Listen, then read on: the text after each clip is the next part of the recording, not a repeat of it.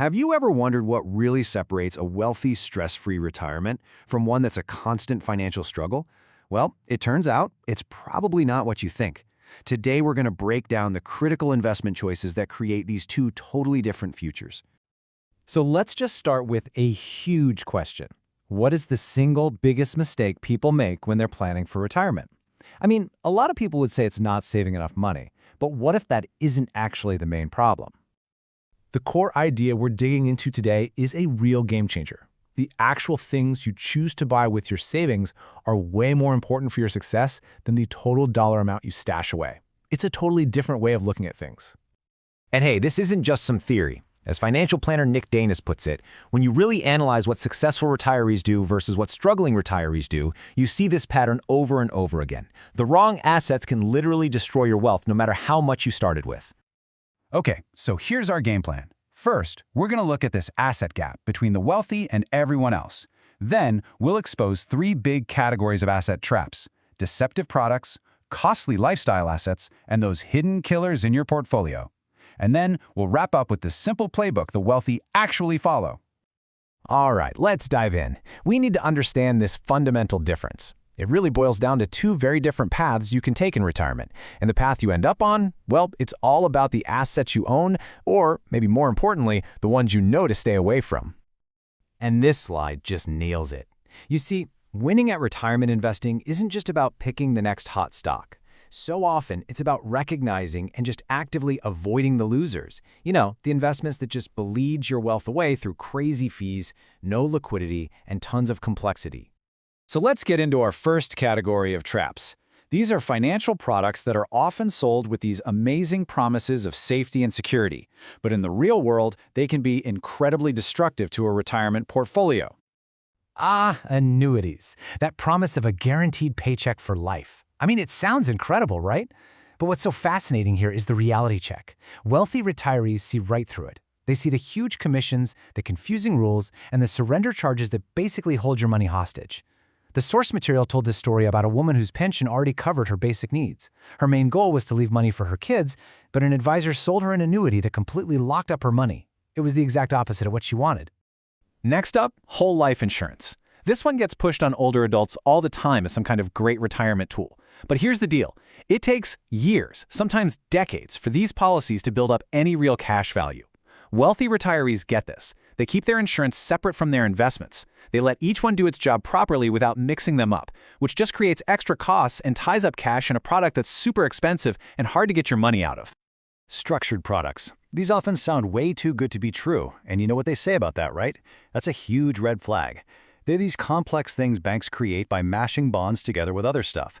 The promise is you get all the upside with none of the downside. But the complexity is the real trap.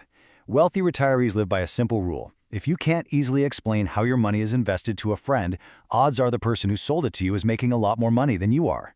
Simplicity is a feature, not a bug. Okay, let's move on to our next category, costly lifestyle assets. And like the slide says, this is where the retirement dream can turn into a financial nightmare. These traps are a little different because they're really tied to our emotions and our dreams, but they can become huge financial burdens if we're not super careful. You know, on paper, a timeshare sounds like a smart move. Lock in your vacation costs forever. But savvy retirees stay far, far away. Why? Because they know timeshares aren't assets. They are liabilities, period.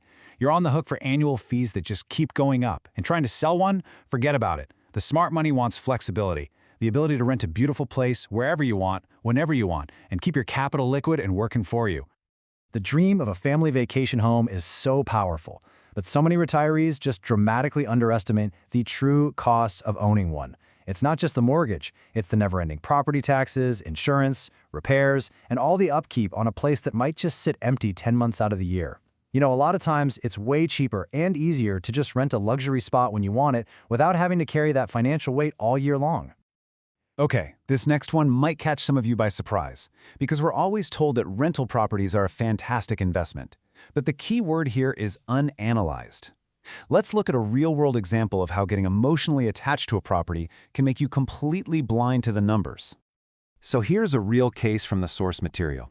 A client owned a rental property out in California, and after years of the market going up, she had $550,000 of her own money, her equity, tied up in this one building. That is a huge amount of capital to have sitting in one single asset.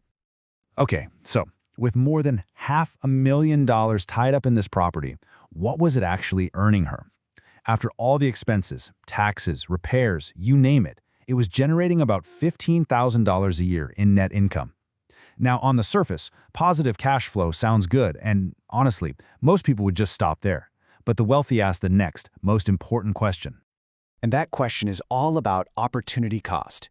Is $15,000 in income the absolute best return she could possibly get on $550,000 of her own capital?